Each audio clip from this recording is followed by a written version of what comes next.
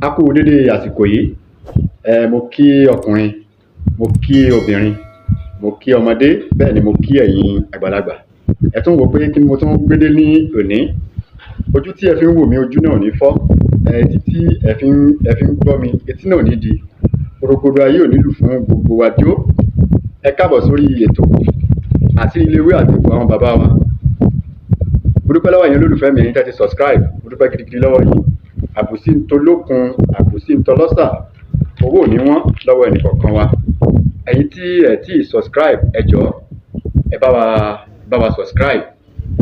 Owó tẹ́ fi ra data, tẹ́ fi wò wá ní gbogbo ìgbà, Ọlọ́run ní fi wọ́n yín. Nínú kankan kẹ́ ẹ tó nìkan.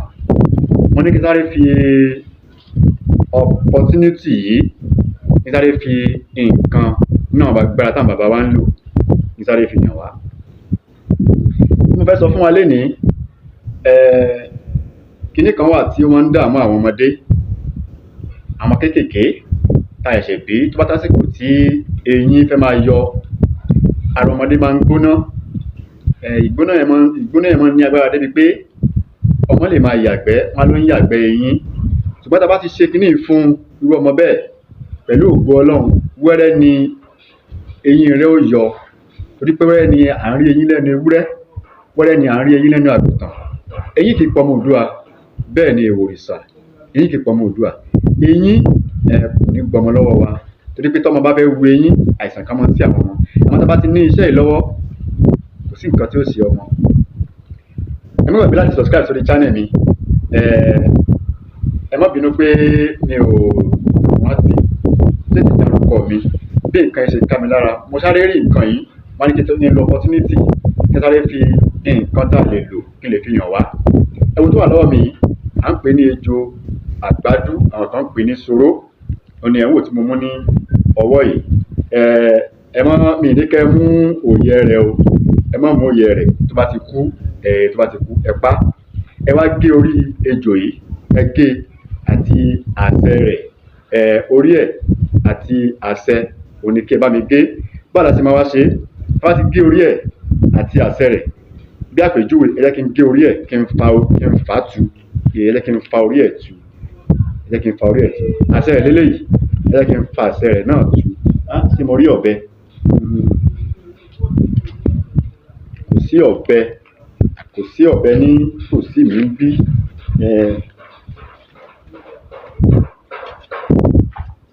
Kò tí ì kú o, kò tí ì kú. Kò tí ì kú. Àṣẹ yìí, ẹ jẹ́ kí n fa orí ẹ̀ tu. Ẹ jẹ́ kí n fà á tu.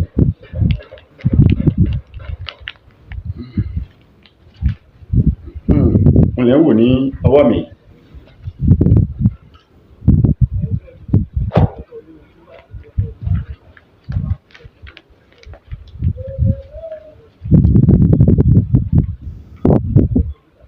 Ẹ má gbàgbé láti subscribe sórí channel yìí.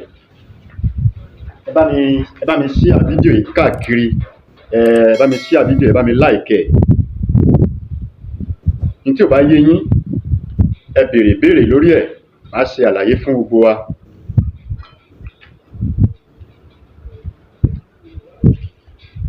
Ẹ jẹ́ kí n nu ẹ̀jẹ̀ tó wà ní ara ìnù náà. Ẹ jẹ́ kí n nu ẹ̀jẹ̀ ẹ̀.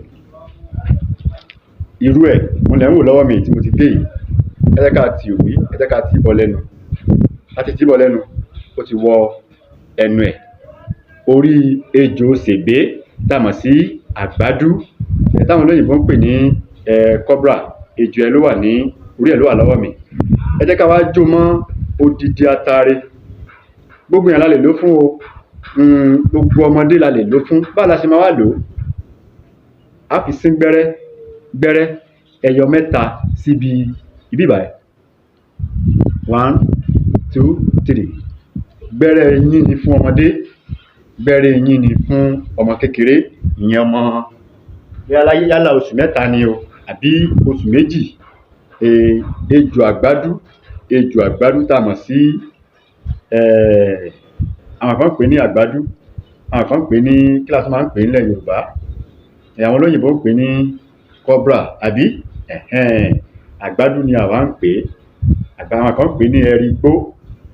A lè jẹ eléyìí, kò ní nǹkan kan tí ó ṣe fún wa, àmọ́ à ń lo eléyìí orí ẹ̀ gangan orí ẹ̀ ni a nífẹ̀ẹ́ sí, orí ẹ̀ ni a máa lò.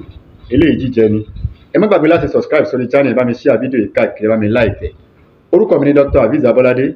Ojú tí ẹ fi ń wò mí ojú náà ní fọ́, etí tí ẹ fi ń gbọ́ mi etí náà ní di. Ẹ rí pé tuntun mo tún mú wá lénìí nínú àwọn àṣírí náà bàbá wa ń lò ní.